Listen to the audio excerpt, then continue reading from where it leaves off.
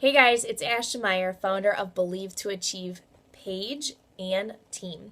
I just want to make a quick video here because recently I asked if somebody could improve something in their life that was important to them, what would they improve? Would it be physically? And if physically you felt completely okay, is it financially or emotionally? Or career. Are you okay in your career? Do you love what you do? Relationship wise, whether it's with your spouse, maybe it's your children or your creator, God. Maybe there's something in that aspect that you want to you have a goal to improve. You're not completely there yet.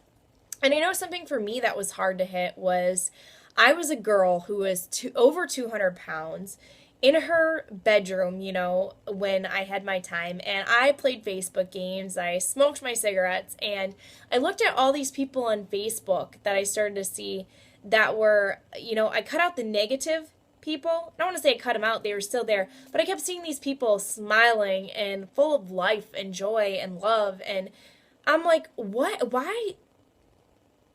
Okay, like this is ridiculous. Why? What's wrong with me? Like, why can't I achieve that? What is going on in my life? And I sat there and I pitied myself. I did nothing to do anything about what I was doing. And it came down to a breaking point in my life where, I had my back surgery and I was like, all right, I need to get healthy for my kids. Like, I wanted to become healthy for my children.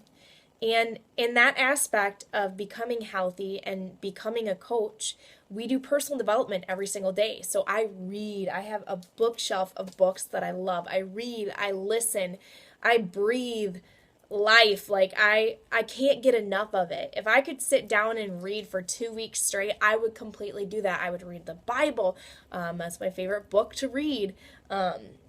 The Bible, I would get into all these books that I have that I want to read, and I can only read so much at a time, but that's kind of a goal of mine that I have. I would love to take 3 days to just, or even a week, to completely like cut myself off from social media and just read and focus on God and His plans for my life. But back at this.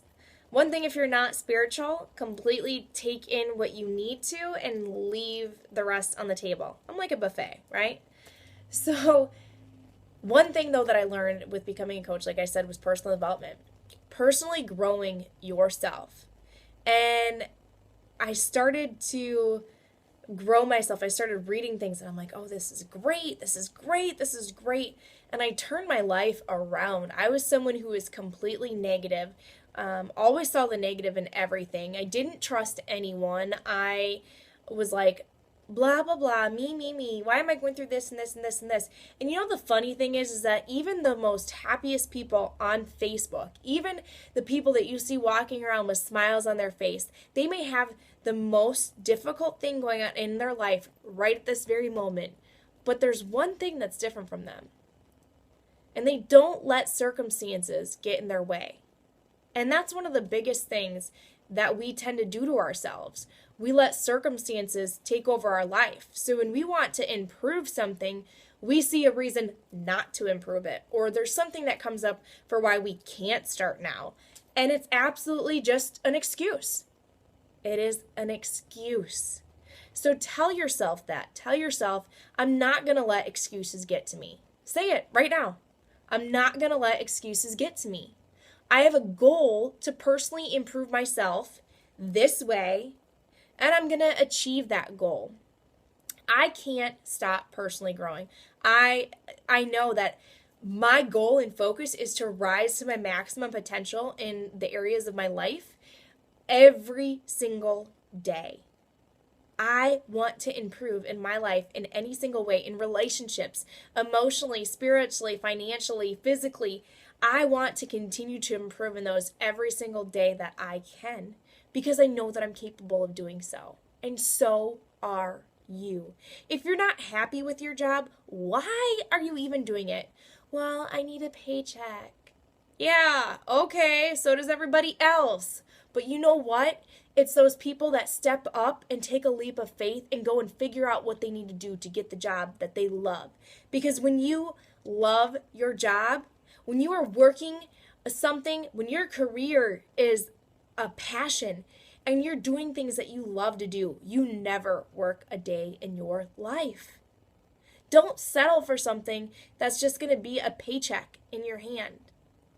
Because we're not created to work to live. This isn't the reason why we're created. We're created with gifts, with talents that we use to give to other people. And you have something. You have gifts. You have talents that you've been given and blessed with. That there are things that you're so passionate about that you want to do. But you're not doing it.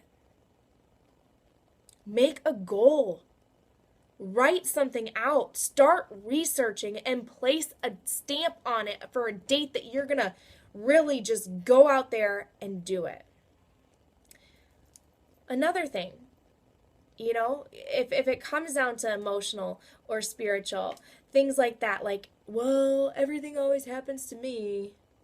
Well, why? Guess what? We see the background of, I like to call it what do we say it's called? The highlight reel of the movie. That's what we see on people. We see the highlight reel of everybody else. They say the grass is greener on the other side. You know what? The grass is greener where you water it. It's not on the other side. If you're watering their grass saying, oh my goodness, their life is so amazing. They just had a baby and I want a baby. Or they just, they have this big house and I'm in this apartment, and you're watering their grass for them. Get out of it. What can you do in your life? Because I know people that have been hundreds of $1,000s in debt. I know people that have been completely homeless and broke that have changed their life.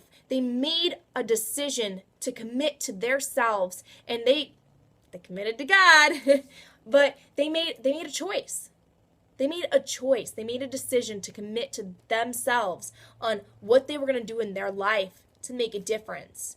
Because they knew that sitting there watering that grass wasn't going to do anything. They had to make a choice for themselves. What is going to get you to your goal? Not what is everybody else doing. Not, oh my gosh, their life is so amazing. Not, why are they there and I'm not here? No, what can you do in your life? What's that next step? Take that step. Don't let these things come in your life telling you that it's excuses. Well, everything, money, it's too, or you're not the right size. No. What is it that you want to do? What is it that you want to improve on? Go do it. Go do it. Set a date. Make it a plan and go do it.